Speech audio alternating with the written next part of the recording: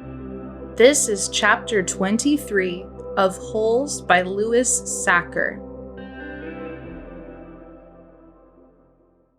110 years ago, Green Lake was the largest lake in Texas. It was full of clear, cool water, and it sparkled like a giant emerald in the sun. It was especially beautiful in the spring, when the peach trees which lined the shore bloomed with pink and rose-colored blossoms.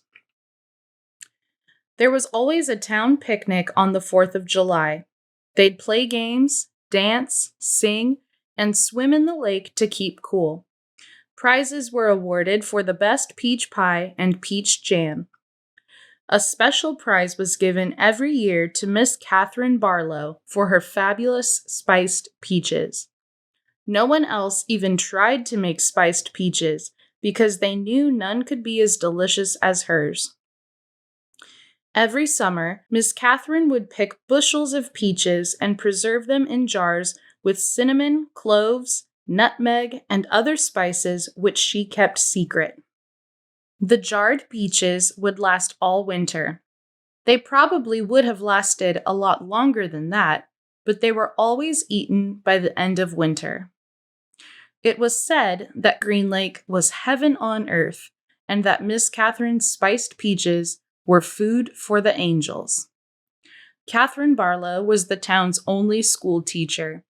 She taught in an old one-room schoolhouse. It was old even then. The roof leaked, the windows wouldn't open, the door hung crooked on its bent hinges. She was a wonderful teacher, full of knowledge and full of life. The children loved her. She taught classes in the evening for adults, and many of the adults loved her as well. She was very pretty.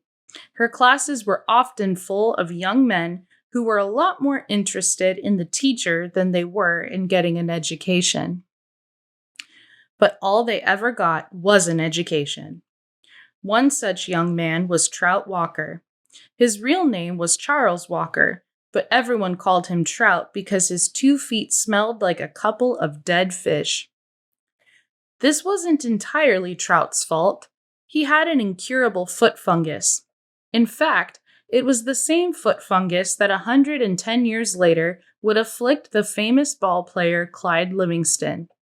But at least Clyde Livingston showered every day.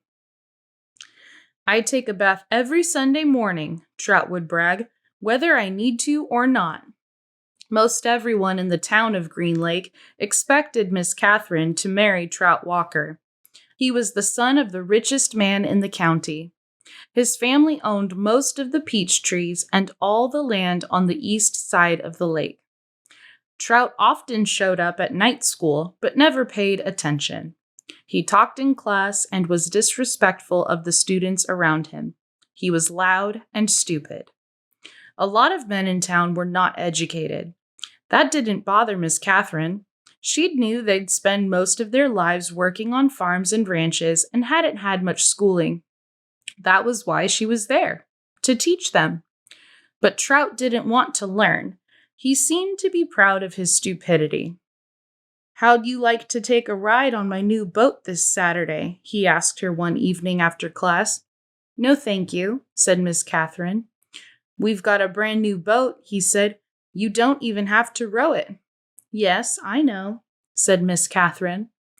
Everyone in town had seen and heard the Walkers' new boat. It made a horrible loud noise and spewed ugly black smoke over the beautiful lake. Trout had always gotten everything he ever wanted. He found it hard to believe that Miss Katherine had turned him down. He pointed his finger at her and said, "No one ever says no to Charles Walker." "I believe I just did," said Katherine Barlow.